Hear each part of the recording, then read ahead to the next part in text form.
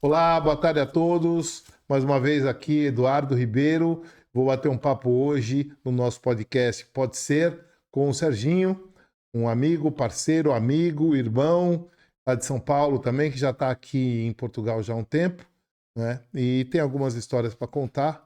Vamos falar com ele sobre o dia a dia dele aqui, sobre a vida dele aqui e também sobre religião e sobre a maçonaria, que é um dos nossos temas principais. Antes de tudo, quero agradecer o Estúdio Britos Tatuagens, a Bela e o Barbeiro, salão de barbearia e estética feminina, o Jones Burger e o Ateliê de Delícias, que são os nossos patrocinadores. Bom, por enquanto, daqui a pouco vem mais. Bom, então eu vou deixar com vocês aí o Serginho se apresentar para vocês. Boa tarde a todos, meu nome é Sérgio Ronick, estou em Portugal já há 6 anos, amigo do Eduardo Ribeiro já há um bom tempo, grande amigo, aprendi muito com ele já sobre os assuntos da maçonaria e vamos aqui bater um papo descontraído para falar sobre os assuntos de interesse. É isso aí, Serginho. Então vamos lá, Serginho, fala para mim, o que você, desde que você chegou aqui, né, aqui em Portugal, que já faz 5 anos.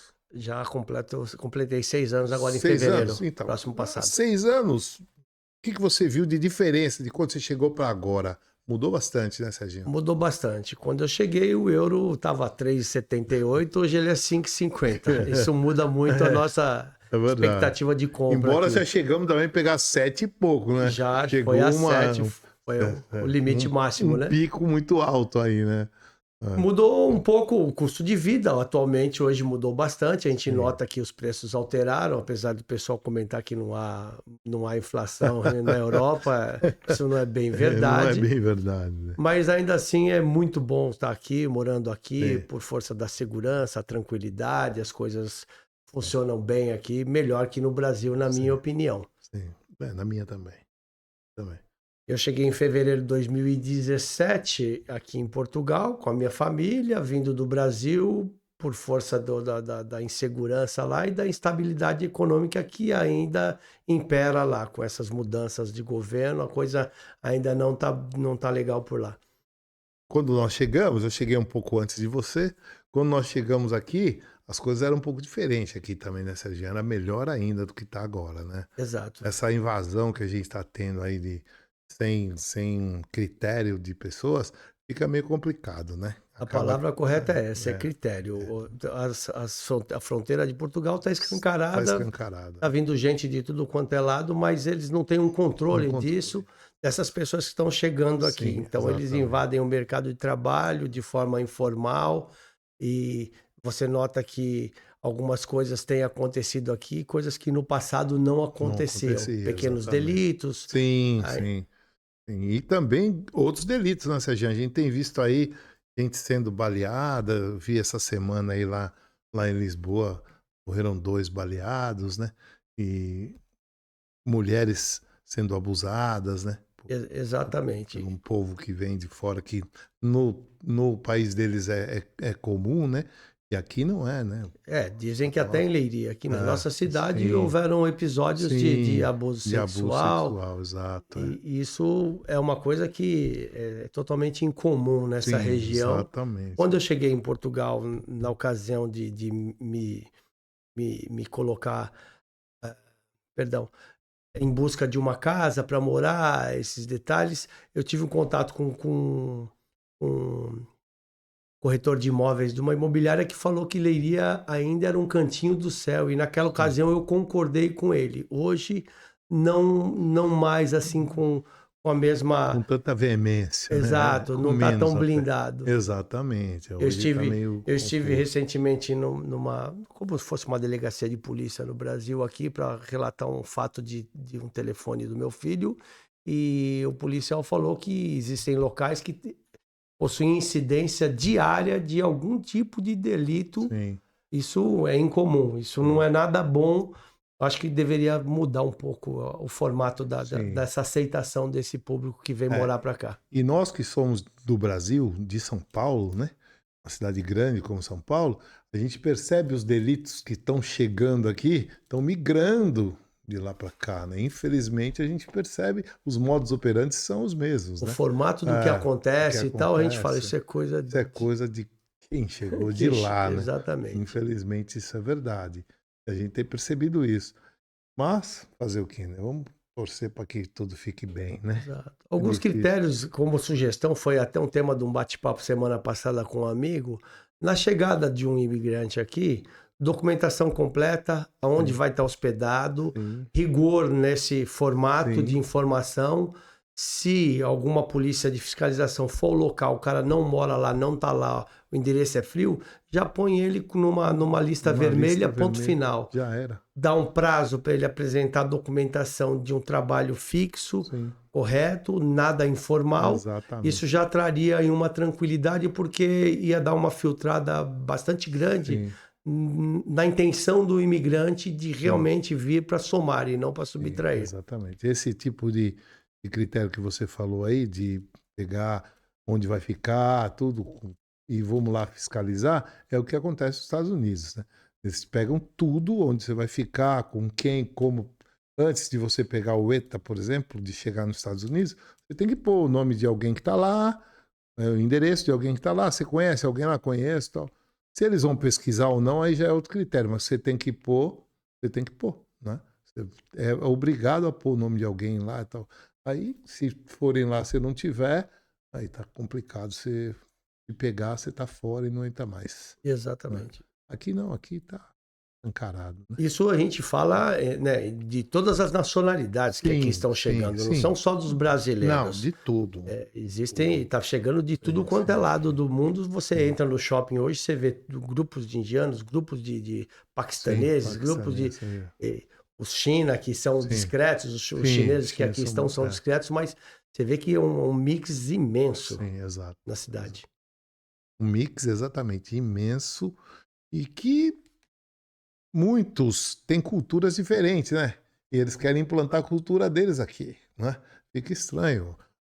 A cultura do Ocidente é uma, né? Do Oriente é outra, não é verdade? É verdade. Eles colocam aqui até a forma de comer, de tudo, a cultura. Não é que é ruim, é a cultura deles. Né? E tem essa parte também do abuso das mulheres. Né? Isso é um absurdo. Né? Infelizmente, isso é um absurdo.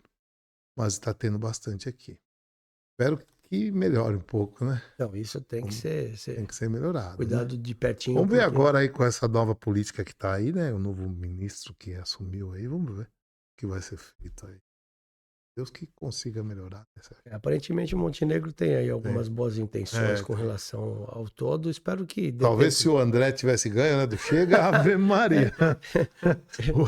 O André chuta o pau. Eu gosto do perfil dele porque muitas vezes é uma sociedade que tem que receber um choque. Exatamente. O André, eu sou fã do cara. Eu também. Ele é o meu candidato. E eu votei nele. Eu voto aqui, então eu votei nele.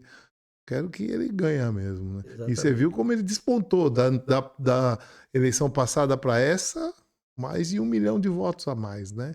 Então você vê que o pessoal tá gostando do jeito dele aí.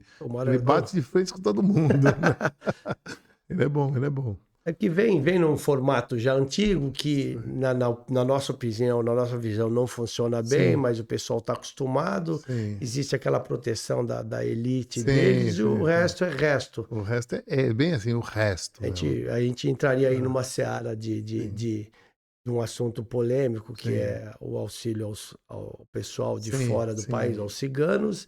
E tem velhinho aqui, aposentado com 250 euros, e mal dá para comer. Eu acho que... E os imigrantes ganham uns 590. E o pessoal vindo buscar subsídio do governo. E o governo dando, né? Eu assisti na televisão um entrevistado aqui na Marinha Grande. O cara não fala o idioma nada em português, mas ele, do jeito dele, falou que veio buscar subsídio do governo para ele desenvolver um projeto dele. Pô, se você não desenvolver o seu projeto lá no seu país, você acha que é aqui que vai vir com o dinheiro do governo? Com 590. O governo tem outras prioridades. Sim, exatamente. E a prioridade, na minha opinião, em Portugal é uma população mais velha. Sim. A prioridade era cuidar bem dos velhos portugueses, que é quem já trabalhou muito quem construiu isso aqui. Exatamente. Depois vem as outras etnias e outras coisas. Eu conheço um senhor, em particular, aposentado de guerra. Teve na guerra da Angola, tal. Ele ganha 270 euros por mês. É um absurdo, né? 74 anos, vai arrumar mais o que na vida? O cara vive de pão e vinho, ele não tem condição para ele viver aqui, ele tem que depender da irmã, que o cunhado ajuda, ou de outras pessoas que ajudam. Ele mora numa casa que o senhorio ficou tão impactado, e como ele é um veterano de guerra, não cobra aluguel dele, deixa ele lá, entendeu? Porque senão ele não tinha onde morar. Como é que vai pagar aluguel com 270 pau por mês? E um cara que defendeu o país numa guerra. Exatamente, defendeu Um herói de guerra, ponto final. Exato, herói de guerra. E tá aí. 74 anos, não tem nada. Próximo da minha casa, eu tenho contato com alguns reformados, que eles chamam aqui os aposentados, e você vê a história de cada um ali. Conheci a casa de um deles, coincidentemente, outro dia ele fez questão de que eu entrasse no quintal dele. Você entra e sai triste, você fala, como é que pode? E é um cara que contribuiu com a Seguridade Social, tudo direitinho, mas vive uma vida, você vê que de favores. Sobrevive, né? Exatamente. Sobrevive, infelizmente sobrevive. Você vê que ele estava com um agasalho, um moletom de propaganda de uma academia da região, outra, você vê que é tudo doação, né? Doação, é um pecado. E infelizmente, essa realidade quase ninguém conta. No nosso país, por exemplo, conta uma mentira que, olha, você vai para lá, você vai ficar bem e tal. Vamos, com o salário mínimo como tá? E os aluguéis lá em cima? Não existe. Eu estava, esses dias atrás, eu vi aí na internet, um apartamento T3 aqui em Leiria, ali perto do estádio, ali, 2.180 euros. Um apartamento. Se o salário mínimo é 730 euros, mais ou menos. As pessoas que ganham bem, vai 900 euros mês. Vamos colocar 1.000 para cá. Trabalha o marido e a mulher, a criança fica na escola das 9 às 5 da tarde.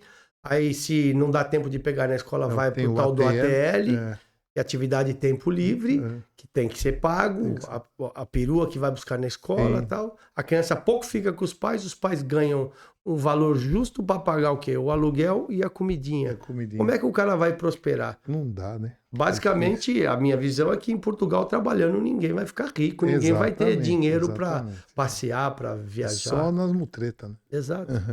É um pecado, né? Infelizmente é verdade. Mas, vamos lá. E você, Serginho, o que me fala lá em São Paulo? Eu sei que você é um homem espiritualizado, né? Tem muita fé, acredita em Deus, né? O que é Deus para você hoje?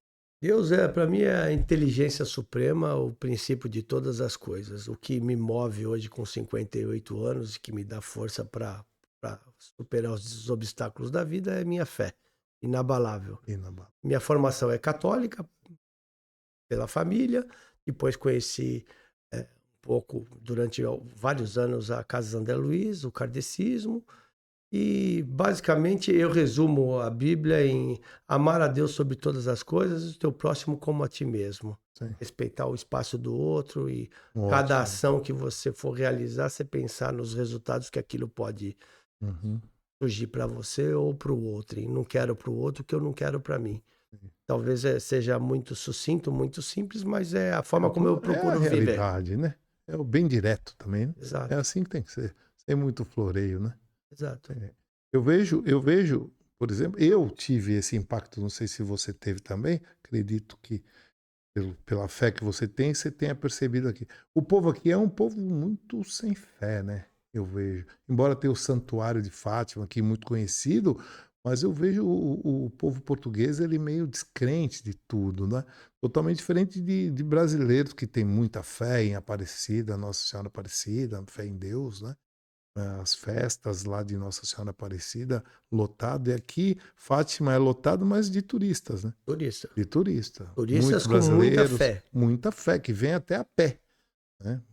Como também em Santiago de Compostela, na Espanha, os portugueses ou os espanhóis vão lá na França e vêm de lá, o caminho todo de Santiago, né, que ele fez, quase 1.000 quilômetros, eles fazem a pé. Agora eu vejo o povo português um povo um pouco sem fé, não é verdade? Eu sinto isso. Eu tive contato um pouco com as igrejas aqui. Eu participei de um culto religioso católico, onde eu acho que é muita formalidade a gente não vê o fervor, assim, Sim, exato. da fé. É. Estive num culto na Igreja Batista, onde existiu, foi bacana a experiência no culto da Igreja Batista. Lagoinha, não? Não, foi uma ali no centro, perto Do Ox Santana. Ox Santana. Eu sei qual é. Inclusive os líderes lá eu conheci Aham. um pouco deles. Não eles, mas por parte de um pastor lá, não é uma crítica, é o que eu senti. Ah. Existe uma preocupação muito grande da iniciativa das pessoas nas obras da igreja, nos cursos e tal. Uma preocupação na reconstrução O de um Márcio é lugar. de lá? Né? O Márcio? O Márcio É de lá? é o Márcio. Ele toca lá? Toca Toca. guitarra lá. A esposa dele também toca Ah, piano. toca lá. Legal. Eles fazem um trabalho bastante bacana, na nossa opinião, acredito que a sua também, num perfil mais religioso de verdade. Uhum. E não é uma crítica, mas havia lá uma tendência à preocupação da reconstrução do lugar e a tempestade, a chuva destruiu. Bacana, vamos ajudar. Vamos ajudar. Mas é só um parênteses. Mas foi uma experiência bacana. A energia dentro da Igreja Batista era bastante bacana. Sim. Ali eu senti um pouco mais de fé. Sim. Na Igreja Católica eu senti um pouco de formalidade. Eu segui as regras de uma missa e ponto tchau, final. já era. Então é mais para dizer que foi na missa do que realmente foi lá para agradecer Sim. e depois pedir alguma coisa, né? Eu frequentei alguns lugares aqui também, mas, porém, na Igreja Batista, Lagoinha, 95% é brasileiro que está lá. Portugueses, assim, são bem poucos. Então você vê que a fé que está ali, o brasileiro que vai buscar, vai louvar a Deus, né? E o português é meio... Eu não sei na Batista que você foi, que não é a Lagoinha, é outra, né? Não sei se tinha muito português lá. Tava dividido, acho que 50-50. Tinha bastante brasileiro também. A maioria das igrejas evangélicas aqui é tudo brasileiro, né? Brasileiro que vai. Qualquer denominação, Universal, aquela outra do Odemir Santiago, que também tem ali no centro, a congregação cristã que tem aqui em frente o Lido, ali do estádio, tem uma lei, né? Que é a Congregação Cristã de Portugal. É tudo brasileiro, pastor brasileiro, cooperador brasileiro. Você vê que o brasileiro está impondo a fé aqui, né? Está à frente da fé. Exatamente. Eu gosto bastante disso. Eu tenho muita fé em Deus, né? Muita fé em Deus e temente a Deus. E sou crente e temente a Deus, né? O pessoal fala, Deus castiga. Não, Deus não castiga. Só te mostra onde é que você tem que ir. Agora, se você desonrar a Deus e não seguir aquele caminho, aí complica. É igual eu falei outro dia, quando ele falou na família de Ló, ele tirou lá, não olhe para trás. Não olhe para trás. E a mulher dele olhou para trás. Não foi Deus que castigou, ele falou, não olhe para trás. E ela olhou para trás e, infelizmente, virou uma montanha de sal, né? Não era para olhar, eu te avisei, não é? Então, eu gosto muito de uma frase que eu aprendi isso no kardecismo, e eu respeito e admiro todas as religiões, eu não tenho nenhum problema com isso, mas é uma frase que fala que o plantio é livre, a colheita é obrigatória. É obrigatório. Então vai de encontro ao que você falou, Deus não castiga nunca, Deus te mostra o caminho. Mostra o caminho, A opção exato. é sua, falou, aqui é sinuoso e esquisito, aqui não é melhor por aqui. É melhor por aqui, exato. Quando a gente faz a opção errada, a gente sente o drama, ponto final, é assim mesmo. Exatamente. Deus é maravilhoso. Deus é maravilhoso. Ele te dá o caminho, ele te mostra, ele tira você das coisas ruins, vai você escolher, né? Você escolheu ir para ali, tá bom, então. Eu falei que não era, né? Exato. Mas, felizmente, acontece. Existem coisas, né, que a gente julga que é intuição, mas não é. Deus soprando no nosso ouvido, falou, olha, presta atenção. Eu sempre acordo de manhã, entrego meu dia a Deus. Vou dormir e agradeço a Deus pelo dia. Todos os dias, não tem um dia que não começa. Eu também peço também para Deus proteger minha filha, proteger minha mulher, todo mundo. Proteger e tá ali dando um caminho, dando assistência para isso acontecer. Não é? Então, sem Deus a gente não vai. Tem Deus, gente. Deus acima de tudo. Tá bem. Acima de tudo. Penso dessa forma. E agora, então, vamos lá. Como a gente vê, muita gente, e principalmente alguns evangélicos aí, que não tem a compreensão, não tem o discernimento, aí começa a falar de maçonaria. Não sabe o que é, começa a falar de maçonaria, começa a falar que maçonaria não é de Deus, maçonaria, aquilo.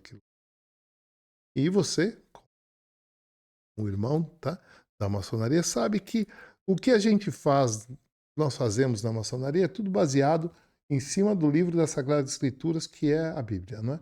Palavras sagradas, palavras de paz, são todas tiradas da Bíblia, né? E os trechos também, os textos que a gente impõe e expõe na loja, é tudo em cima dos trabalhos que são feitos em cima da Bíblia, não é? Então, me fala, o que você vê na maçonaria? O que você entende depois que você iniciou, e antes de você ter iniciado, qual era a sua ideia de maçonaria? E depois que você iniciou, como você chegou a pensar? A maçonaria, a princípio, lá atrás, quando eu não tinha experiência nenhuma, as pessoas julgavam que o cara entra na maçonaria e vai enriquecer à Sim. custa não sei do que, né? Eu ficava tentando entender. E, na verdade, não é nada disso. É um aprimoramento Sim, moral que sim, você vai aprender. Então, o que exatamente. resume a maçonaria para mim é lapidar a pedra A pedra bruta. bruta, O exatamente. aprimoramento é a evolução. Sim, Eu só aprendi coisas boas na maçonaria que delinearam mais ainda a minha conduta no bem, no amor, na caridade, na moral, na postura. E isso eu levo para dentro da minha casa. graças A a Deus. maçonaria para mim é maravilhosa, me Sim, ajudou em muitas coisas, tudo que eu estudei e tudo que eu vi como exemplo dos irmãos e das pessoas mais. sim. Eu costumo falar exatamente o que você acabou de falar. A gente tem que levar a maçonaria para a nossa vida. É uma filosofia de vida. E vamos levar para dentro da nossa casa, né? Tratando a nossa esposa melhor, o nosso filho, a nossa filha melhor, nosso pai, nossa mãe, né? É assim que a gente tem que aprender. Os irmãos, nossos irmãos de sangue, no caso, tem que ser os funcionários. Se for funcionário, tratar o patrão melhor. Se for patrão, tratar o funcionário melhor. É isso que a maçonaria prega, né, Serginho? Uma das coisas que ela prega. Exatamente. Que você falou. Fazer o bem sem olhar para quem. Sem olhar para E quem. nada acontece por acaso, né? Se você foi chamado para entrar na maçonaria, é porque você tem condições e discernimento de entender o que é a maçonaria, né? Exato. Hoje eu vivo maçonaria também 24 horas por dia. E tem, graças a Deus, tem dado muito. Eu gosto de ouvir opiniões diferentes. Sempre pergunto sobre maçonaria para quem a gente conversa, né, no podcast, porque a gente gosta de saber o que a pessoa tem de visão. Alguns são pastores de igreja, outras coisas. A gente quer saber qual é a sua opinião da maçonaria, né? O que a sua igreja prega e o que você entende, né? A opinião da igreja não faz muita questão. A gente quer saber o que a pessoa entende. Então, boa explicação que você deu aí, né? E eu tive a felicidade de estar com os irmãos com quem eu conheci a maçonaria, onde eu estava aqui você falando e eu pensando as coisas que eu absorvi da maçonaria. Em muitos anos, só bons exemplos, só boas ideias, boas intenções. Sim, Não se veicula qualquer tipo de conversa diferente desse aprimoramento moral. sim, Isso te leva, obviamente, naturalmente, você leva aquilo para o seu dia a dia e torna aquilo uma constante, em todos os aspectos, independente de você falar com o diretor ou com o faxineiro, você passa a ver mais ainda todos iguais a iguais, você, exato. onde você num bate-papo com o faxineiro você aprende, com o diretor também, você trata os Sim, dois bem, igual, e aprende com os dois, e está sempre à disposição para ajudar o próximo. sempre lapidando a pedra, Sempre, né? sempre, Sempre. Sempre lapidando a nossa pedra e eternos aprendizes, né? Sempre sempre. aprendendo como você falou, aprendendo com o faxineiro, com a faxineira, com o diretor, com a presidência. Vamos aprendendo no dia a dia. E sempre na humildade, né, Serginho? Sem soberba, sem querer ser mais que ninguém. Na Exato. verdade, Muito, muito cuidado com a a vaidade, né, do ser vaidade. humano, a vaidade. Vaidade de vaidade, diz o pregador. Eclesiastes 1, 2. Não é? faz parte da maçonaria. Faz, não faz? Faz parte da maçonaria. Vaidade de vaidade, diz o pregador. Só vaidade. Então a gente tem que tomar cuidado com vaidade, né? A soberba, né? E ficar aí achando que é mais que alguém porque entrou na maçonaria ou porque faz parte de uma religião e está no ministério, está como pastor. Não, nós somos iguais, né? Temos que pregar aí. E chegou nesse patamar, como pastor, como cooperador ou como um venerável mestre, você está sendo agraciado por Deus de poder ajudar quem ainda não chegou, né? De poder estar ali naquela posição maior, mas trazendo as pessoas para cima, não empurrando para baixo, né? Dando a mão e vem comigo. Não, com a responsabilidade vem de com a ajudar essas pessoas a evoluírem. Exatamente, mostrando a evolução para o Uma ser humano. responsabilidade bastante grande. É isso que a gente busca. Né? A gente busca, mostrando sempre a evolução. O que eu tenho que fazer para evoluir? Então, esse aqui é o caminho. Vai da pessoa querer também, né? Como você falou, o plantio é certo. O plantio, a colheita depende de você, né? Então, Quem você vai colher, né? o que você vai colher, né? Então, vamos lá. Mas é isso aí. Bate-papo legal com o Serginho hoje aqui. Espero que você tenha gostado também aí, Serginho. Agradeço o convite. Aí, sempre será um prazer aí estar com vocês, se necessário for. E falando mais um pouco, que quando você chegou aqui, você já veio direto para Leiria, né? Direto para Leiria. É uma cidade boa, né? Muito tem tudo boa aqui, cidade. Tem tudo aqui. Só um minutinho, Serginho. Tem uma pergunta aqui do internauta. Perfeito. Então, o internauta está perguntando se você, Serginho, tem alguma história ou experiência boa, marcante com a espiritualidade ou na maçonaria. Uma experiência com espiritualidade, seja ela como católico, como o kardecismo, que você frequentou também, não é?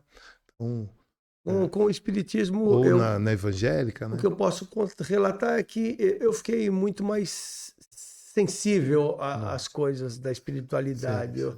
Eu passei a prestar muito mais atenção em tudo que está ao meu redor e a energia de uma situação ou de uma pessoa. Então, na convivência, eu passei a filtrar mais com quem eu converso, com quem eu ando e pulverizar melhor que as pessoas muitas vezes falam as coisas com uma intenção maligna, de atrapalhar, seja a inveja, seja isso, aquilo. Eu aprendi muito nesse sentido. Então, hoje eu falo muito menos das coisas que eu vou realizar. Óbvio, com os meus pares, os meus parceiros sabem tudo, porque estão todos torcendo por nós. Exato. Mas isso me ajudou bastante a me tornar um pouco blindado com relação a essas forças exteriores. Forças malignas. Da inveja, mas isso eu aprendi lendo bastante.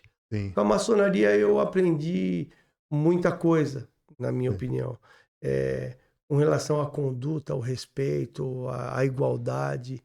Isso tem me feito, na minha opinião, um homem melhor. Então, quando você fala que esse mundo é um mundo para a gente evoluir, eu acredito que a maçonaria te leva para o caminho correto. Caminho correto, exato. A maçonaria, ela é livre de dogmas, né? Então ela prega a verdade. Não é a verdade daquela igreja, ou daquela outra, ou daquele centro, ou daquela instituição. Não é a verdade sobre o livro das Sagradas Escrituras. Não é isso? Pega a verdade. Então, em cima daquilo, você vai traçar o caminho certo. Não é?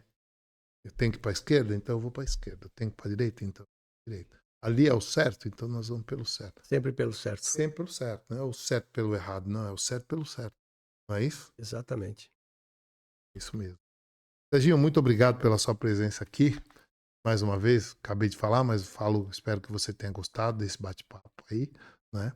E será convidado de novo, né? Hoje estou apresentando aqui o nosso podcast sozinho, porque o irmão que apresenta comigo, que é o Cláudio, que você conhece também, Perfeito. Ele vem lá de cima, vem lá do norte, e hoje ele estava impossibilitado de chegar aqui nesse horário, então eu apresentei sozinho.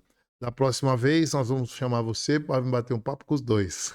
Aí vai ser um trio aqui. Um prazer. De histórias. Será um prazer.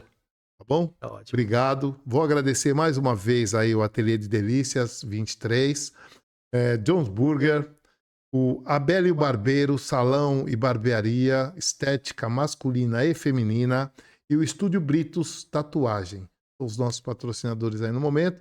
E quando esse episódio for pro ar, o nosso diretor de vídeo e som que está ali do lado vai colocar aí o Instagram de cada um deles e telefone para vocês daqui da região de Leiria, procurem esses nossos parceiros. Um abraço a todos, fiquem bem, fiquem com Deus. Serginho, está com você. Muito obrigado pelo convite. Será um prazer retornar aqui para o nosso bate-papo. Tem bastante coisa boa para se falar.